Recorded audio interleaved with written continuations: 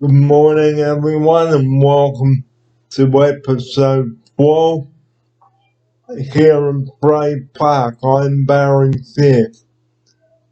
Today, I'd like to talk about being considerate when one-on-one support people are not coming in. If one-on-one support people don't come in, it's no good getting angry.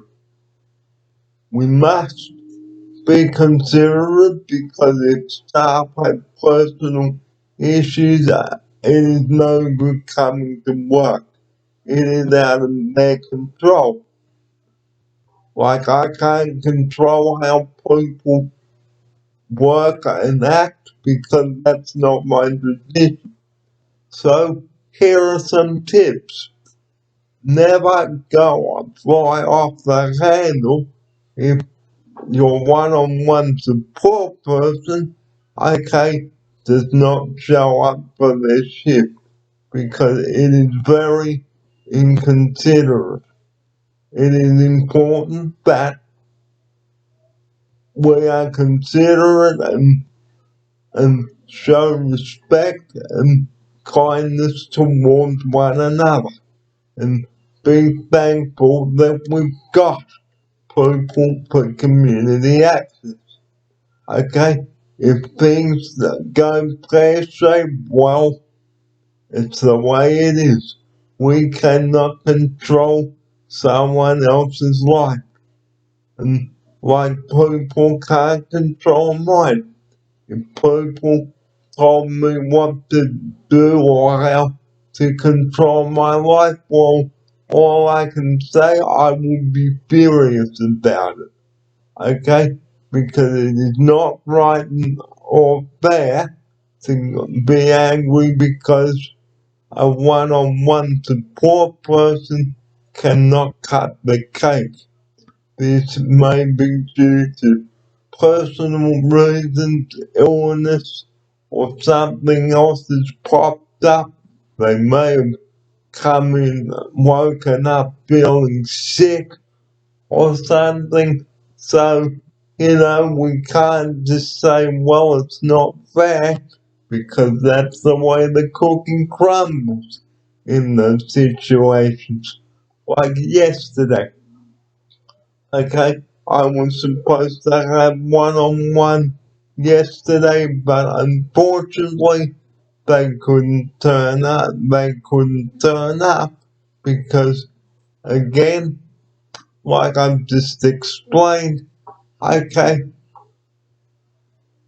the person may have been called to another house to fill another shift, okay, or the person that was supposed to work here or there may have been sick or personal reasons, but we can't assume, okay, because it is important that I understand where the person's coming from instead of having a meltdown like I did the other day.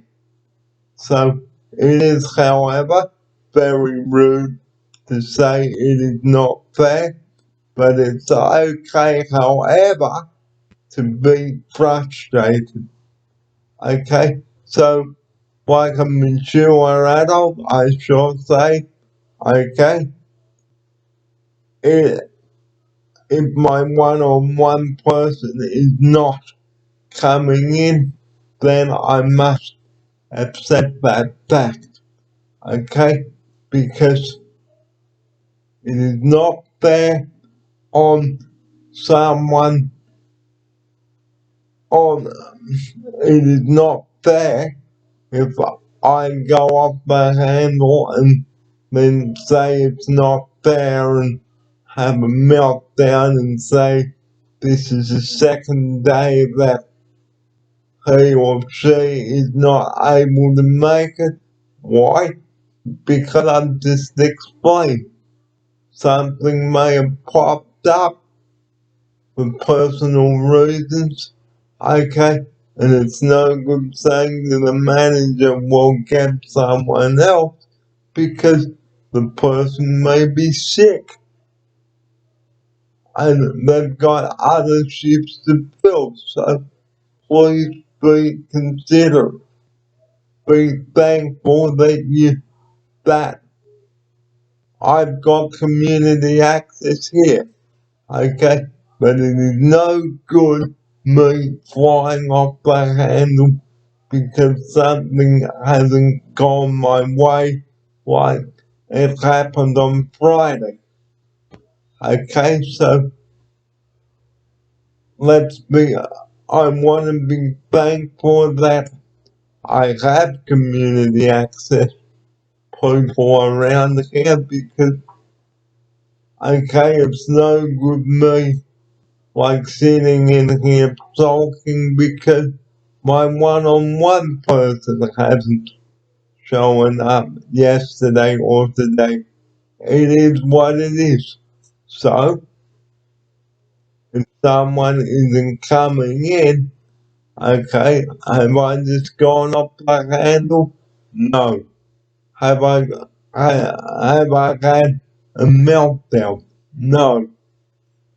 Should I accept the fact that someone isn't coming in? Yes. Because it is what it is. Okay? Because I can't control how other people work or live or act because I am not in a position to do that. Why? Because I'm not the manager. If the manager said there is no community access person today, like there was yesterday, well, I just have to accept the fact that there's no one in today like yesterday. So let's hope for the best this day. So why should I spoil my own day because I've got no community access people? It's no good. I'm only letting myself down. So today we might go for a short drive to the banks and to get some pads there. Okay, so on episode 12, which is happening now, okay, so here are some tips. Be considerate of people's of what people are telling you if a one-on-one person doesn't show. Okay, because like I said just a couple of minutes ago, it is out of their hands. Okay, I can't just say turn around and say, for example, well, you were booked to come in, why didn't you come? But like I said, it is well, I can't control how people work and act because I'm not in a position for that. So, should I have a meltdown? No. Should I accept the fact? Yes. Should I show respect if someone isn't coming in? Yes. Should I go off the handle? No. Should I apologize if I'm angry? Yes. Because that's the sort of person I am.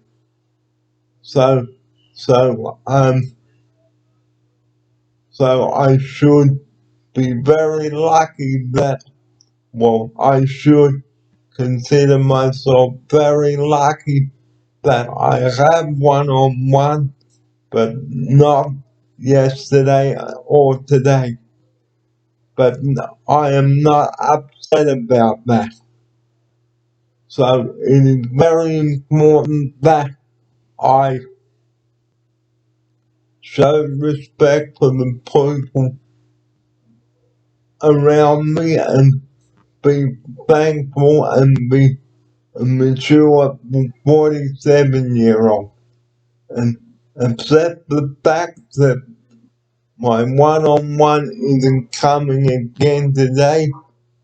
And well, I hope that tomorrow I will have one-on-one, but let's cross that bridge when we get to it. However, I have been to some of the places that I've done the show, like Waco. I've been to Stratford, I've been to North Lakes, and it was good. So, some of the, and who knows where I might take the show. Maybe to the Gold Coast. Who knows? So, in ending the first part of episode 12 today, just going over some of the tips again about being considerate if one-on-one support staff don't show. Please be considerate. Please be mindful. Please be thoughtful. Be thankful that someone is coming in. Okay? Because being selfish is not the way to go, is it? No. Should you be upset if your one-on-one person isn't coming in? No. Should you pay, should you think about your actions? Yes. Because that's what I'm doing this episode on.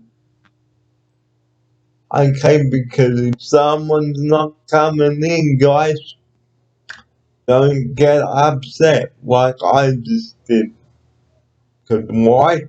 Because it is very immature of me and disrespectful and unlike me, and it may be uncalled for. Okay, so like I said in the two meltdown videos which I have brought to you, okay, excuse me, like I've said in the meltdown videos, okay, it's okay to have a meltdown, but it's not okay to sit in your room sulking and thinking it's not fair. This is the second day I've had no community access people this day. And whatever.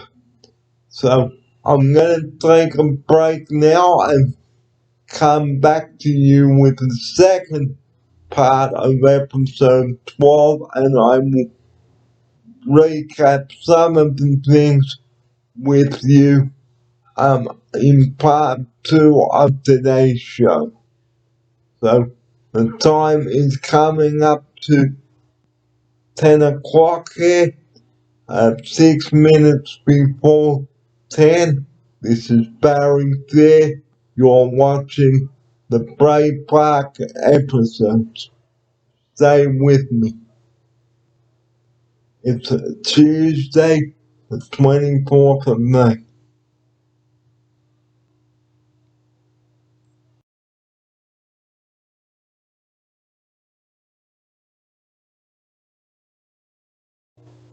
Good early evening, everyone, and welcome back to episode 12.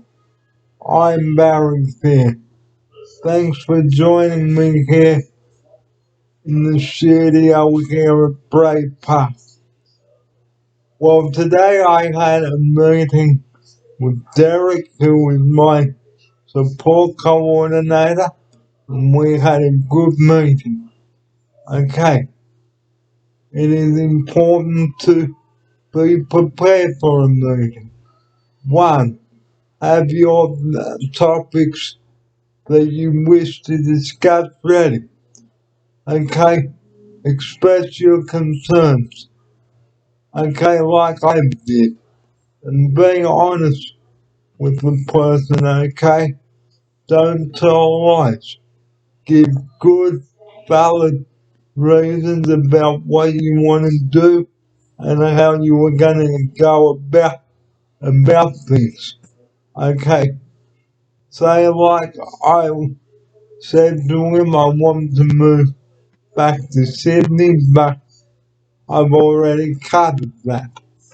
So in the meantime, I've written a list of things that I'd like to do whilst I'm here in Queensland, okay? So the next show I'm going to be bringing to you may be from the Gold Coast, from the Story Bridge, you name it, I'll be bringing. Well, just recapping last Friday where I talked about having a meltdown and why we shouldn't have it. Okay, don't have a meltdown because things aren't going your way. Be reasonable. Now, getting back to this meeting with Derek, who I had the meeting with today, he was very respectful and things like that. So, the rules about being respectful and truthful to your support coordinator. Like I just said a couple of minutes ago, please be respectful, be courteous, be kind to speak nicely to your support coordinator. Tell him your concerns. Like you want to move back to here or there, and the reasons why. So don't just make up stories because support coordinators will not tolerate that. Give valid reasons about what you want to do. Okay? And if the goal that you're about to set involves money, okay, set aside some money and work out how much money you will need to achieve that goal. Say like if you put aside a goal to go to Sea World or Movie World or Dream World or Wet n Wild, that sort of thing. Okay, so it all comes down to you, ladies and gentlemen. Being truthful to your support coordinator, okay, and telling him the truth and nothing but the truth. Don't tell lies to him or her. And make sure that you commit yourself to the meeting, okay, and have someone sitting with you, okay, so they can write the numbers, write what was discussed at the meeting down, and make and schedule a time to meet again when the meeting is over. So work out a day and suitable time, say like 10 o'clock in the morning, okay, and be here or there to meet them and greet the person in an adult like way. Don't just have your back to them. And like I just said a couple of minutes ago, be polite and courteous. Tell him your support coordinator what you really want. But don't make up stories. Like I've said, making up stories is not the right way to go when you're meeting with a support coordinator, especially if they're new, especially if you've just moved up to Queensland. Okay, because being honest with people when you have a support coordinator, okay, it will make the job easy for him or her, and then the job will run smoothly. And like I just mentioned, also tell him your concerns. But like I said, don't just make up stories to make them believe that's what you really want, because he or she might be assuming that's what you want to do when really it's not. And email your support coordinator too if you have a computer. Because like me, I've got a computer and I email people every single day. And just now I have written a list and emailed it through to my manager to make sure that I've got things to do whilst I'm here in Queensland. Okay? So another important rule is don't yell at your support coordinator, okay? Because it is again disrespectful, off-putting, and very rude. Okay, so if you're rude to your support coordinator, he or she won't want to coordinate with you again. Okay, and you will have to find okay, another support coordinator to help you.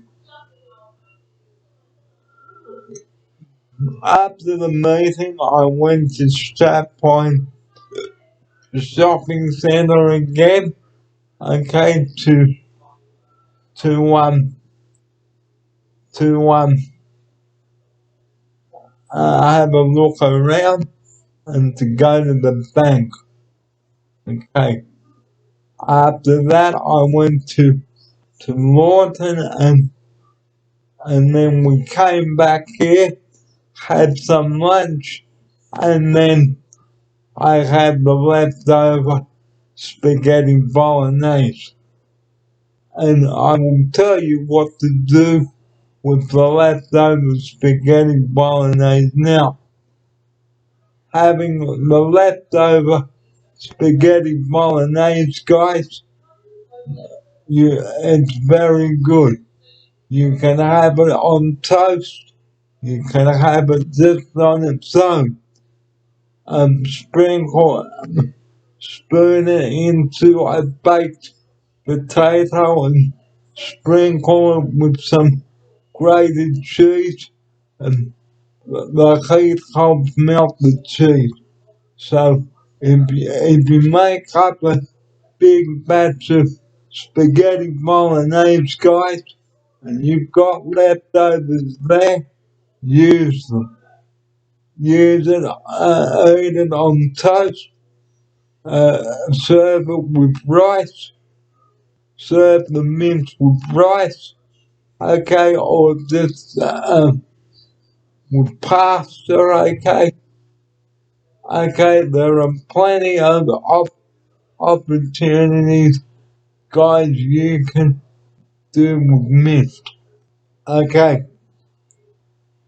so don't waste the mint, guys. Use it. Freeze it. Do what you like with it. Okay, so it's important to use up the leftover mint before it goes off. And that was my Tuesday, guys. And that is episode 12.